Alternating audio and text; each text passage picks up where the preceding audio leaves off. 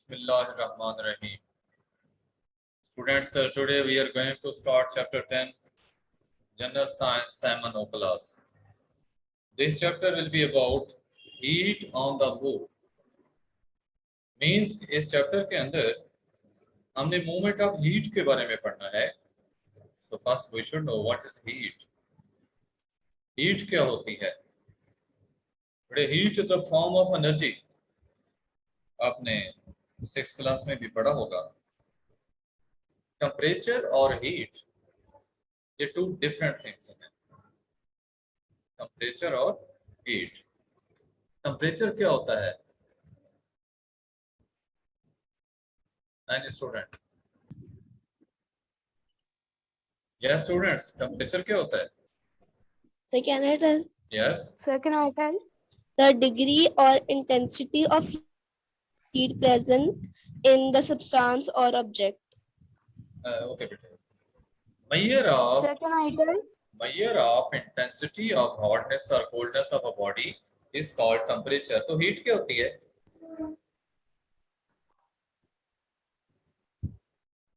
और कौन सा? Heat is a form of energy. Okay, heat is a form of energy.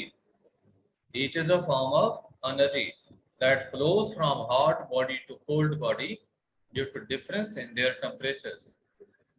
जो heat है ये फॉर्म ऑफ एनर्जी है जो हॉट बॉडी से कोल्ड बॉडी को मूव करती है. और किस वजह से मूव करती है? उनके टेम्परेचर डिफरेंट होने की वजह से. डिफरेंट टेम्परेचर्स की वजह से हॉट बॉडी से कोल्ड बॉडी की तरफ हीट मूव करती है. आपके यहाँ स्टार्ट में हीट और टेम्परेचर के बारे में ही बताया गया है. अब यहाँ पे एक एग्जांपल के तौर पे आपको बताया जा रहा है कि this man is heating a steel horse shoe until it is red hot. कि वो हॉर्स शू को गर्म कर रहा है जो स्टील का है, उसको वो गर्म करेगा अंटिल के वो रेड हॉट हो जाए, गर्म होकर रेड हो जाता है. और रेड होना याद रखें, आयरन या स्टील का कोई भी जो ऑब्जेक्ट है ये रेड कब होता है? जब उसका टेम्परेचर 400 प्लस में चला जाता है. 500 डिग्री सेंटीग्रेड, तकरीबन 460 डिग्री सेंटीग्रेड या उससे ज़्यादा भी हो जाए, 500 डिग्री सेंटीग्रेड टेम्परेचर हो तो ये रेड हॉट होता है. क्योंकि जब इतना गर्म हो जाएगा तो बताया कि उसको बेंड करना आसान हो जाएगा क्योंकि वो सॉफ्ट हो जाता है ना, हॉट होकर. Imagine yourself sitting in a bath of warm water. साथ ही दूसरी एग्जांपल दी कि आप गर्म पानी के बाथ में अगर बैठे तो आपको वो किस कदर गर्म महसूस होता है. Which is hotter? आपसे पूछा गया है कि ज्यादा गर्म कौन सी चीज होगी? क्या हॉट शू ज्यादा हॉट होगा या bath full of hot water ज्यादा हॉट होगा? अल्टीमेटली बेटे आप बता सकते हैं कि जो हॉट शू है वो ज्यादा हॉट होगा. तो देखिए उसका टेम्परेचर 650 टू 750 कर दिया गया है, जबकि वाटर जो होता बाथ है उसका टेम्परेचर तो 50 डिग्री सेंटीग्रेड तक है. तो आपको हॉट शो जो है ज्यादा ही गर्म आप बता सकते हैं कि वो ज्यादा हॉट है. लाजमत आप उसको टच तो कर नहीं सकते, उसको शक्ल से देखकर बता सकते हैं कि रेड हॉट है, it's very hot as compared to that of warm water. अब दूसरी बात, ये तो टेम्परेचर का कंपैरिजन पूछा, आपने बता दिया कि टेम्परेचर हॉट शो का ज्यादा है. साथ पूछा है कि which contains more heat. Heat किसमें ज्यादा है?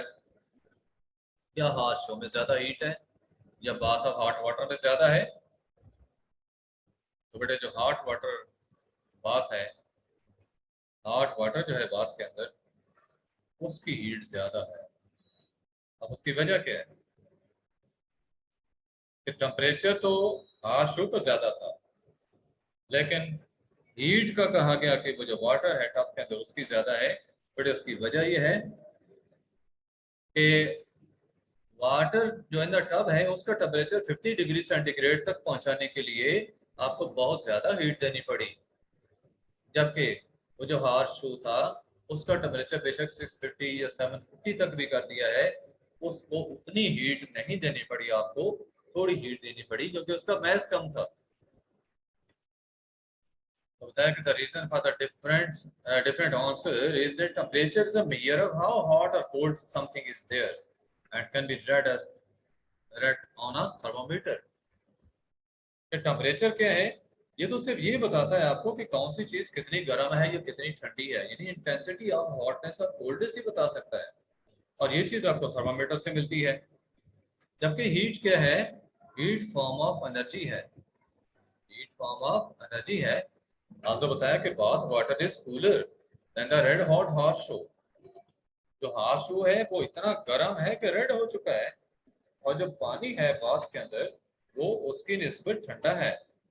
लेकिन बताया कि takes much more heat energy from the gas और इलेक्ट्रिसिटी और फ्रॉम अ फायर और furnace to heat a whole bath full of water.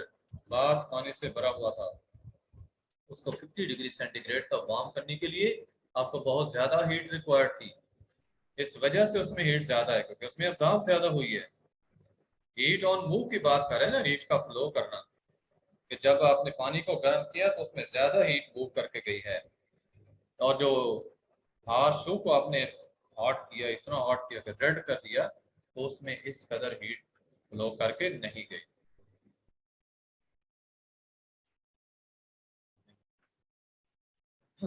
You could also think of it another way. If you had a bath full of cold water and you plunged a red hot horseshoe into the water, ताकि पानी जो है वो ठंडा पानी था, ठीक है, कोल्ड वाटर से बात फुल था, आपने वो जो रेड हॉट होर्सशू उसके अंदर आपने गिरा दिया है, तो टेम्परेचर पानी का तो सिर्फ 1 डिग्री बढ़ेगा, तकरीबन ज्यादा से ज्यादा 1 डिग्री बढ़ जाएगा। जबकि वो जो होर्सशू था उसकी सारी की सारी हीट जो है वो रिलीज हो जाएगी। होर्सशू की जितनी हीट थी उसके अंदर अब्जॉर्ब हुई, यानी उसका टेम्परेचर ड्रॉप कर जाएगा। वो अगर 750 डिग्री सेंटीग्रेड पर भी था तो वो और पानी आपका जो है ये फॉर एग्जाम्पल 10 डिग्री सेंटीग्रेड पर था फर्स्ट कर लें, तो ओवरऑल सारे पानी का टेम्परेचर ज्यादा से ज्यादा 1 डिग्री बढ़ जाए, यानी 11 डिग्री अगर हो गया, 11 डिग्री हो गया है, तो हार शू का टेम्परेचर देखें वो 749 डिग्री रिड्यूस हुआ, जबकि पानी का टेम्परेचर सिर्फ 1 डिग्री बढ़ा। उसकी वजह क्या है? पानी का मैस ज्यादा है, पानी की हीट कैपेसिटी भी ज्यादा होती है। तो इससे ये प्रूव हो रहा है कि पानी जो ज्यादा मिकदार में था उसमें हीट ज्यादा थी, जो पहले 50 डिग्री सेंटीग्रेड पे था। क्या आप देख रहे हैं कि जो हार्श शू जिसके साथ हम पानी की हीट को कंपेयर करना चाहते थे, बात जो फुल ऑफ वाटर था उसके 50 डिग्री सेंटीग्रेड वाला हम उससे कंपेयर करना चाहते थे, तो हीट को हमने देखा कि उस हार्श शू की सारी हीट को यूज करते हुए बाथ ऑफ वाटर जो है उसका टेम्परेचर तो हम सिर्फ 1 डिग्री बढ़ा सके हैं। तो अगर 50 डिग्री पहले किया हुआ था तो वो कैसे हुआ था? बहुत ज्यादा हीट करने से हुआ था, ठीक है, पानी को बहुत ज्यादा हीट करना पड़ा था, अब उसका टेम्परेचर इतना हुआ था। Heat on the move. बड़े क्वेश्चन है तो पूछ सकते हैं, जो टॉपिक हमने अभी डिस्कस किया। ये हीट और टेम्परेचर में डिफरेंस था एक से दोनों के डिस्क्रिप्शन में। As you already know, everything is made up of particles, atoms हों या molecules हों, which are constantly on the move, कि हर चीज पार्टिकल से मिलकर बनी है जो कि हमेशा से मूव कर रहे हैं। When something is hot, जब कोई चीज गर्म होती है, its particles vibrate और move faster than when it is cold। जब कोई चीज ठंडी होती है उसके मॉलिक्यूल्स की मूवमेंट या वाइब्रेशन ज्यादा तेज नहीं होती, लेकिन जब गर्म कर लें तो मूवमेंट फास्ट हो जाती है। ये अभी ऊपर वाली एग्जांपल ही ले रहे हैं, इसमें कहा कि there are more particles in the bath of water than there are in the horseshoe. Horseshoe का मैस थोड़ा है, ठीक है, उसका थोड़ा वेट है, पानी का वेट ज्यादा है, पानी में मॉलिक्यूल ज्यादा हैं, हार्शू में थोड़े हैं। नेक्स्ट लिखा ना, because the water weighs much more than the horseshoe. The water therefore contains more energy in its moving particles। क्योंकि देखो टेम्परेचर तो हम मॉलिक्यूल्स की जो काइनेटिक एनर्जी है उसके लिहाज से ले रहे हैं, क्योंकि मॉलिक्यूल्स की तादाद ज्यादा है, सबकी काइनेटिक एनर्जी का जब हम एवरेज लेंगे तो ज्यादा हो जाएगा उसके निस्बत वो जो हीट उसकी हार्श शो की है। But the harsh show is at a high temperature because the average energy of its particles is greater than that of water। बड़े एवरेज एनर्जी जो होती है वो टेम्परेचर होता है। चूंकि हार शू के पार्टिकल्स की तादाद थोड़ी है, तो हमने एवरेज एनर्जी कैसे निकालनी है? सारे पार्टिकल्स की एनर्जीज को प्लस करके तादाद से डिवाइड करना है।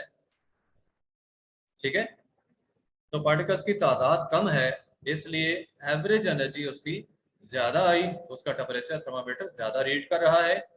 आप टब ऑफ वाटर को देखें, उसमें मॉलिक्यूल्स की तादाद बहुत ज्यादा है, तो सारे मॉलिक्यूल्स की काइनेटिक एनर्जी जो है उसको प्लस करके जब मॉलिक्यूल्स की तादाद पे डिवाइड किया, तो तब हमें एवरेज काइनेटिक एनर्जी मिली, और ये टेम्परेचर होना था पानी का। तो पानी का टेम्परेचर इस वजह से कम है।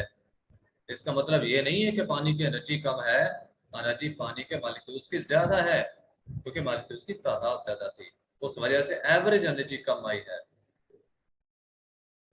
If you leave hot drink and an ice cube on the stand in the same room for a little, while the drink cools down, but the ice cube warms up.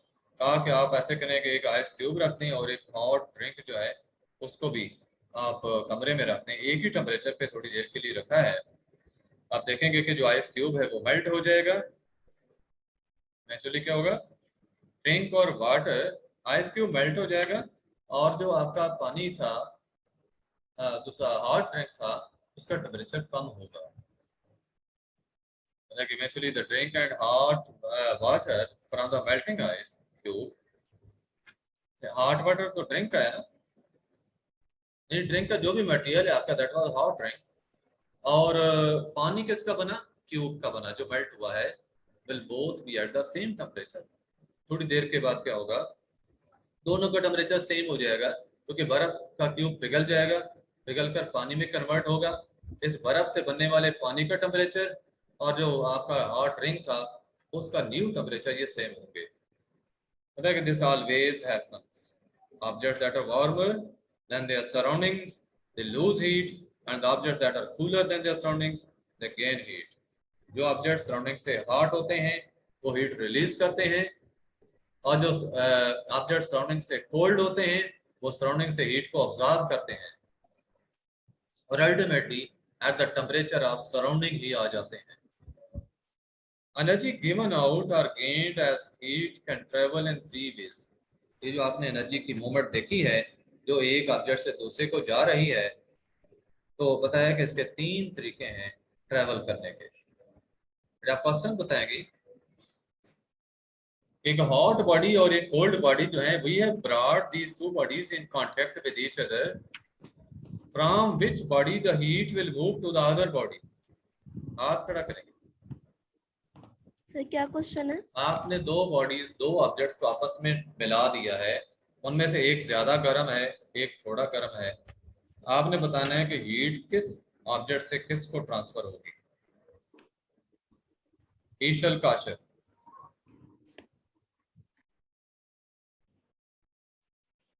ईशल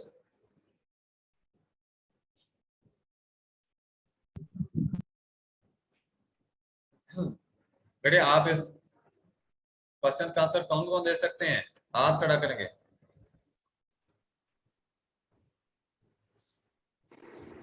Students, now we'll discuss 3 ways in which heat can travel from one place to another. Energy that is given out or gained as heat, it can travel in 3 ways. तो ये 3 तरीके जो हैं आज हम discuss करेंगे। तरीके बेटा क्या हैं? कंडक्शन है, कन्वेक्शन है और रेडिएशन है। ये 3 प्रोसेसेस हैं। उसमें पहला प्रोसेस है कंडक्शन का। What is conduction?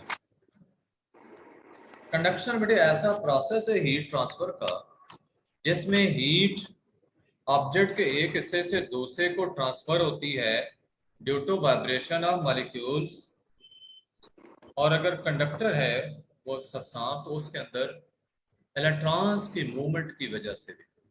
मेटल्स की हम बात करें तो इसमें वाइब्रेशन ऑफ मॉलिक्यूल्स और मूवमेंट ऑफ इलेक्ट्रॉन्स, इन दोनों की वजह से हीट कंडक्ट होती है ऑब्जेक्ट के एक सिरे से दूसरे सिरे की तरफ।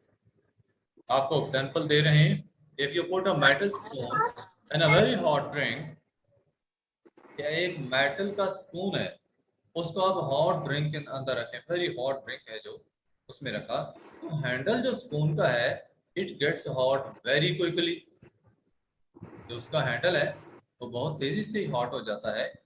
व्हाट हैपन्स इज दिस, अब ये ऐसा क्यों होता है ये आपको बताया जाता है कि व्हेन द बाउल और द स्पून इज heated,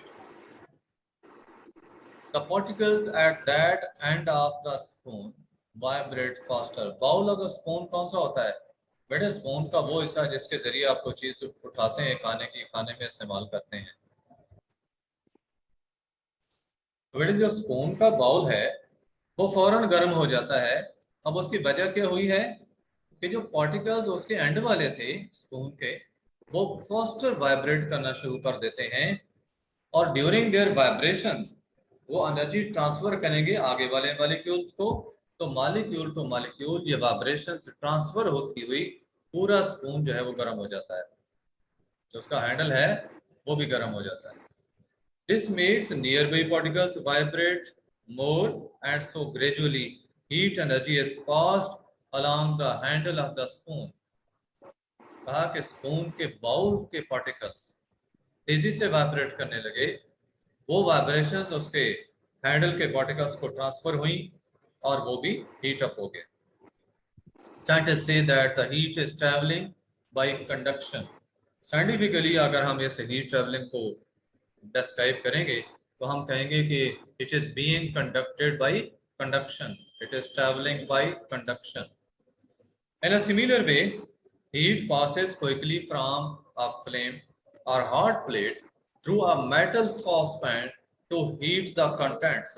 आप कोई भी सॉस पैन जो है वो आग के ऊपर रखें, नीचे से आग जलाएं, तो सॉस पैन की बॉटम हीटअप होती है, उससे हीट ट्रांसफर होगी उन कंटेंट्स को जो कि आपने सॉस पैन के अंदर रखे हुए हैं, अंदर डाले हुए हैं, जिनको आप पकाना चाहते हैं किसी भी चीज को या जिस चीज को गर्म करना चाहते हैं, तो उसको जो हीट ट्रांसफर हो रही है वो भी कंडक्शन से हो रही है।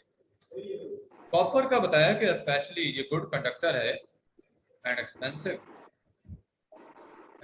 है। तो sauce pan sometime expensive sauce pan sometimes have copper bottoms. कहा कि जो एक्सपेंसिव सॉस पैन्स होते हैं उनकी बॉटम किसकी होती है, कॉपर की होती है। किस लिए, तो quickly conduct heat to the food inside the saucepan, ताकि सॉस पैन के अंदर जो आपकी खुराक है जिसको आप पकाना चाहते हैं उसको तेजी से हीट कंडक्ट हो सके। ठीक है, फायर की हीट सॉस पैन के थ्रू आपके फूड कंटेंट्स को जल्दी या तेजी से पहुंचती रहे, तो इसके लिए बॉटम किसकी है, कॉपर की लिखी होती है, क्योंकि कॉपर गुड कंडक्टर है। मेटल्स का बताया कि they are best conductors of heat, this is because their particles are packed closely together. उनके पार्टिकल्स बहुत करीब करीब हैं, and so the vibrations are passed on very quickly. और कंडक्टर्स ऑफ हीट जो हैं वो इंसुलेटर्स कहलाते हैं। बच्चे समझ आ रही है? बताया कि जो फोर कंडक्टर्स हीट के हैं उन्हें क्या कहते हैं, इंसुलेटर्स। इंसुलेटर्स मेटल्स के हैं, गुड कंडक्टर्स। ये कंडक्शन का प्रोसेस था जो कि आपने अभी सुना। अब यहाँ पे आपको एग्जांपल्स दी जा रही हैं गुड कंडक्टर्स ऑफ हीट, जो है इनमें मेटल्स हैं स्पेशली जिनमें कॉपर, एल्यूमिनियम और सिल्वर है, और इंसुलेटर्स जो हैं उनमें water, glass, plastic, wood, cork, cork oak, तो जो है ये वुड होती है ये भी, जिसके वो लिड से बनाए जाते हैं बॉटल्स के। कार्क ओक पौधे का नाम है जैसे ही लिया जाता है। पेपर, क्लॉथ, एयर, ये सब इंसुलेटर्स हैं। Now materials which with air trapped in them, wool, plastic foam, polystyrene, fiberglass, feathers। तो ये जो चीजें आपको बताई गई हैं ये वो चीजें हैं जिनके अंदर एयर ट्रैप हो जाती है। Notice that all the heat insulators are non-metals। कि जितने भी हीट इंसुलेटर्स हैं वो नॉन मेटल्स हैं, क्योंकि मेटल्स तो गुड कंडक्टर होती हैं। अब नॉन मेटल्स क्या करती हैं? They do not allow heat to flow easily through them, इनके अंदर से हीट इजीली फ्लो नहीं कर सकती। If you stir a cup of hot drink with a plastic spoon, the handle of the spoon will not get hot. ठीक है, plastic spoon का जो है, प्लास्टिक स्पून के साथ आपने हॉट ड्रिंक का कप जो है उसको स्टिर किया, हिलाया, तो जो स्पून है उसका हैंडल जिसको आपने पकड़ा हुआ है तो वो गर्म नहीं होगा। It will not get hot. क्यों नहीं गर्म हुआ? क्योंकि वो इंसुलेटर था। Saucepans often have wooden or plastic handles। यही वजह है कि सॉस पैन जो है इनके हैंडल लकड़ी के या प्लास्टिक के बनाए जाते हैं, क्योंकि हमने हैंडल को हाथ से पकड़ना होता है और वो हीट अप ना हो पाए। This stops the handle from getting too hot and burning your hands while the pan is being heated। जब पैन को आप गर्म कर रहे हैं, सॉस पैन को गर्म कर रहे हैं, तो हैंडल को हाथ से पकड़ेंगे जब, आपका हाथ जलेगा नहीं, क्योंकि हैंडल उसके गर्म नहीं हो पाएंगे इंसुलेटर होने की वजह से। एयर का बताया कि पर्टिकुलरली गुड हीट इंसुलेटर है। Some of the best insulating materials such as fur and feathers trap tiny pockets of air. ये एनिमल्स के हवाले से अब आपको बताया जा रहा है। एनिमल की फर होती है, उसके अंदर हवा ट्रैप हो जाती है, या बर्ड्स के फेदर्स हैं तो उनके अंदर ट्रैप हो जाती है, या कि जैसे कि देखें ये फिगर्स में भी आपको दिखाया गया है। The hairs on the polar bear are actually tiny hollow tubes. ये पोलर बियर का भी शो किया गया था। तो इनके जो हेयर हैं वो कैसे होते हैं? टाइनी ट्यूब्स ही होती हैं, विच ट्रैप एयर। उनके अंदर हवा चली जाती है, ट्रैप हो जाती है। इसी तरह आपको क्विल्ट्स का बताया, और स्की जैकेट्स। स्की जैकेट्स क्या होती हैं? बर्फ के ऊपर ग्लाइडिंग करने के लिए यूज होने वाली jackets. They keep us warm because they are made from a soft padded material which traps lots of air between the fibres. देखिए, फाइबरस मटेरियल की ये चीजें बनी होती हैं, और इस मटेरियल के अंदर क्या होता है? फाइबर्स के दरमियान हवा ट्रैप हो जाती है और हमारे जिस्म की हीट महफूज रहती है। बेटे याद रखें, इनमें हीट जनरेट नहीं होती, ये सिर्फ हमारी बॉडी की हीट को महफूज रखती हैं, बाहर रिलीज नहीं होने देती। इधर एग्जांपल्स में ये डायग्राम में देखें, बताया कि most saucepans have a plastic or wooden handle to prevent the heat traveling to your hands। तो जब हमने हाथ से पकड़ना है हैंडल को, वो हमारा हाथ गर्म नहीं होगा, हम उसको पकड़ सकेंगे। इसी तरह कोल्ड वेदर में बर्ड्स का बताया कि जब a bird fluffs out its feathers to trap a layer of air around its body। Birds आप देखते हैं कि वो परों को यूं स्प्रेड सा करते हैं, पर इस शेप में खोल लेते हैं। फ्लफिंग की जो बर्ड फेदर्स की है, तो इसकी वजह क्या होती है कि इनमें हवा ट्रैप हो जाती है और वो सर्दी से बचे रहते हैं। Whether something is a conductor or insulator of heat affects how it feels when we touch it। कहा कि कोई चीज कंडक्टर है या इंसुलेटर है हीट की, तो ये इस बात को अफेक्ट करती है कि हम उसको फील कैसे करेंगे जब हम उसे टच करेंगे। ठीक है, आप सर्दी में या गर्मी में किसी भी चीज को टच करते हैं तो आपको वो चीज कैसे फील होती है? गर्म महसूस होती है या ठंडी महसूस होती है? ये डिपेंड करता है कि वो इंसुलेटर है या कंडक्टर है। मसलन आपको कहा गया कि if you hold the wooden handle of a spade and then touch the metal blade. जो स्पेड है ये दिलचस्प होता है, इसका लकड़ी का हैंडल होता है, तो कहा कि इसके लकड़ी के हैंडल को आप पकड़ें, और लाजिम बात है आपने हाथ से पकड़ा, उसको आपने फील कर लिया कि वो किस कदर आपको महसूस हो रहा है, गर्म महसूस हो रहा है या कितना ठंडा महसूस हो रहा है। Then you are to touch the metal blade. फिर उसी के आगे जो मेटल का ब्लेड लगा हुआ है उसको आपने टच करना है। तो जो मेटल है फील्स कोल्डर, वो जो मेटल का ब्लेड है वो आपको ठंडा महसूस होगा, even though both the handle and the blade are at the same temperature. अब स्पेड का हैंडल भी और स्पेड का ब्लेड भी एक दूसरे के साथ ही अटैच हैं और एक ही टेम्परेचर पे हैं। आपको ब्लेड जो है वो ठंडा महसूस हो रहा है, जबकि जो हैंडल है वो गर्म महसूस हो रहा है। अब इसकी वजह क्या है? पता है कि reason for the difference is that your finger tips are warmer. देखिए हमारी फिंगर की जो टिप्स हैं वो गर्म थी।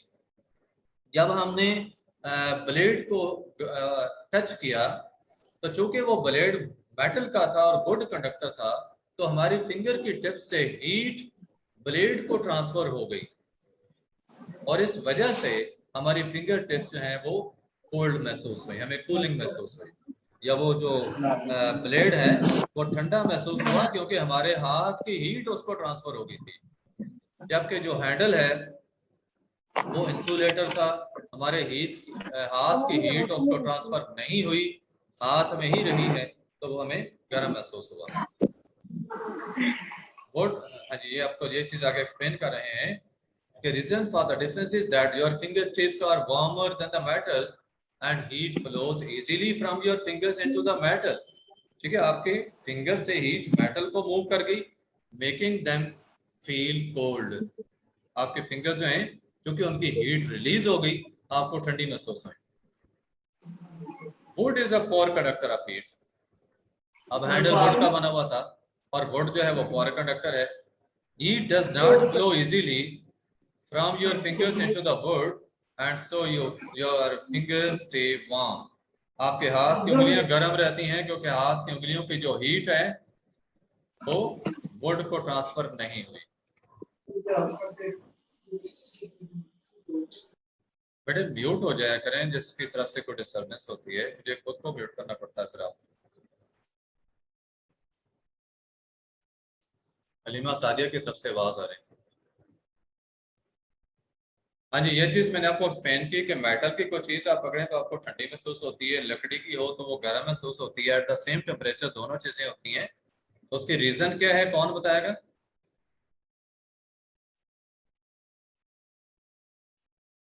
हाँ जी, अगर आपको समझ आ गई इस चीज की तो बताएं उसकी क्या वजह थी जो मैंने अभी एक्सप्लेन की है।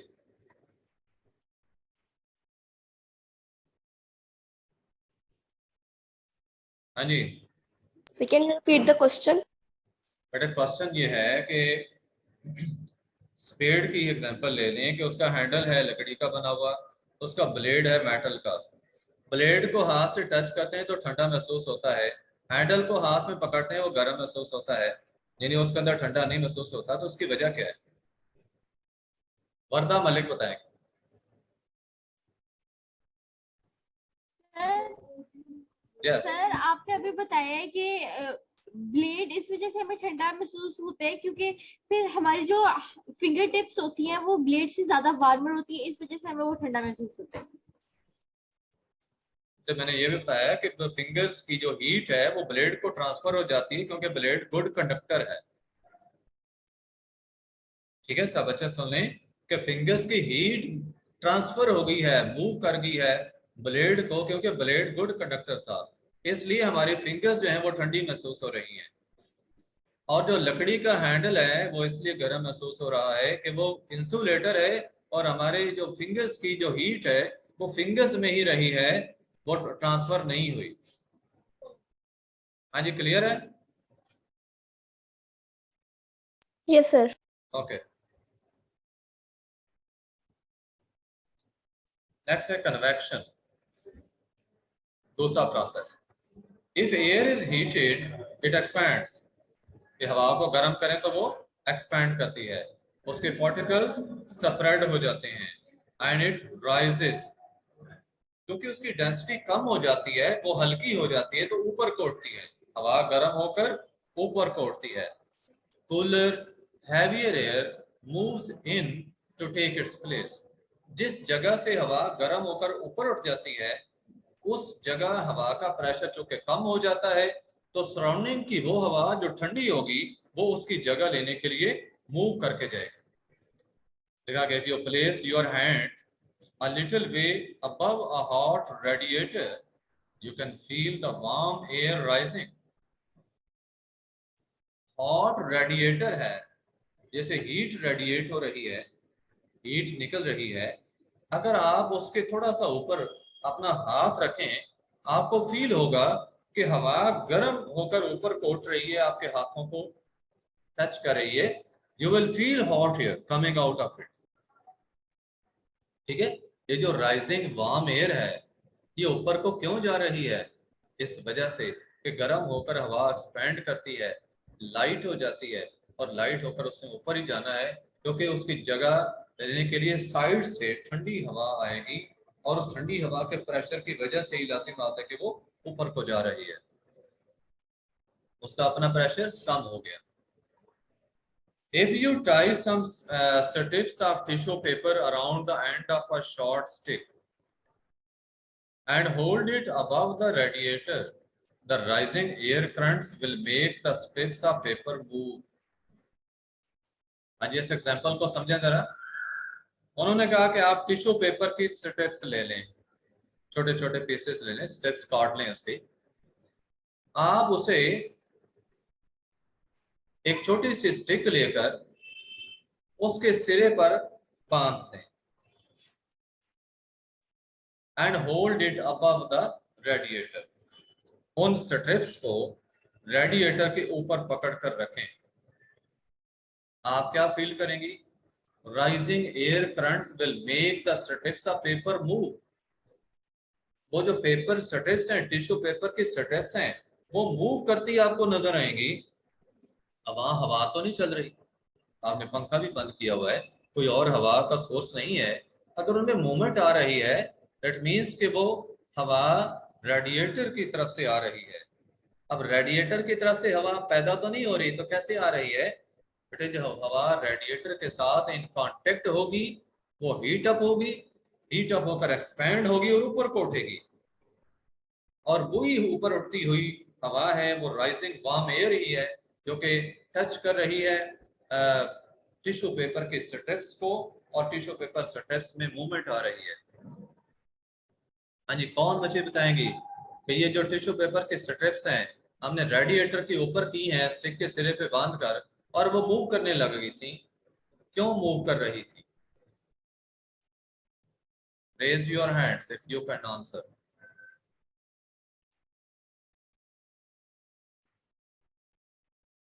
Nobody is raising hand. किसी बच्चे को पता नहीं चला?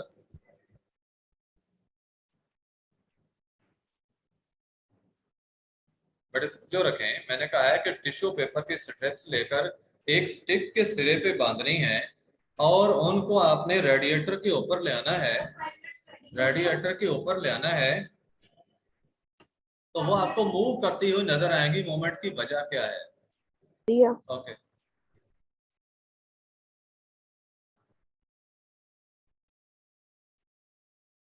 बेटे, मैंने पूछा था कि ये टिश्यू पेपर स्ट्रिप्स क्यों ऊपर को मूव करती हुई नजर आती हैं, तो उसकी वजह क्या थी कि रेडिएटर की सरफेस से जो इन टच हवा थी वो गर्म होकर ऊपर को उठ रही थी, एक्सपैंड होकर, और उसके प्रेशर से ये मूव कर रही थी। सर दोबारा रिपीट कर देंगे? बेटे, जो हवा रेडिएटर के साथ इन कांटेक्ट थी वो गर्म होकर एक्सपैंड हुई और ऊपर को मूव कर रही है, ऊपर मूव करते हुए वो टिश्यू पेपर की स्ट्रिप्स को टकरा रही है, प्रेशर डाल रही है, जिस वजह से टिश्यू पेपर स्ट्रिप्स मूव कर रही हैं। वो टिश्यू पेपर की स्ट्रिप्स जिनको लकड़ी के सिरे में बांधकर हमने रेडिएटर के ऊपर किया हुआ था। ठीक है, क्लियर है ये? Yes sir. As it moves along, next आपको बताया गया है, as it moves along the ceiling, the warm air cools and sinks, and the cold air moves across the floor towards the hot radiator.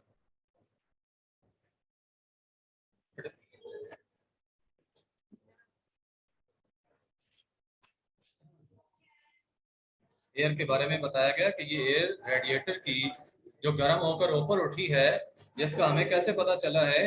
Tissue paper के strips के move करने से। तो जैसे ही हवा गर्म होकर ऊपर सीलिंग की तरफ जाती है तो बताया कि warm air cools and sinks and the cold air moves across the floor.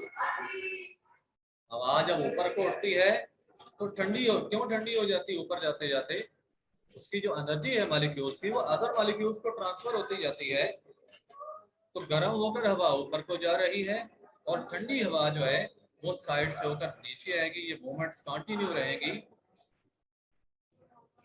ठीक है, ठंडी हवा रेडिएटर की तरफ जाएगी और रेडिएटर से गर्म होकर सीलिंग की तरफ मूव करती रहेगी। ये जो करंट्स हैं हवा की, ठंडी और गर्म हवा की, ये चलती रहेंगी। This circulating flow of air it is called convection current. हवा की जो ऐसा से लहरें चलेंगी इन्हें हम कन्वेक्शन करंट कहते हैं। And the radiator warms the room by convection. कमरा जो गर्म हो रहा है वो कन्वेक्शन के प्रोसेस से गर्म हो रहा है। ये देखें, आपको यहाँ पे ये प्रोसेस शो किया गया कि ये रेडिएटर यहाँ पे था, हवा गर्म होकर ये ऊपर को उठ रही है, हॉट एयर राइजेज जिसको लिखा। ये गर्म हवा इधर सीलिंग के नीचे से होकर देखें इधर आ रही है। ठीक है, अब चूंकि ठंडी हो रही तो अब नीचे जाएगी, इधर से होकर अब ये नीचे जाएगी, नीचे से होकर ये फ्लोर के ऊपर से ये नीचे वाले हिस्से से होकर फिर रेडिएटर की तरफ जा रही है। तो ये कन्वेक्शन करंट्स कंटिन्यू रहेंगी, कन्वेक्शन करंट्स कंटिन्यू रहेंगी और उसका रिजल्ट क्या होगा कि ये हवा अंदर की कमरे की हवा जो है वो गर्म हो जाएगी।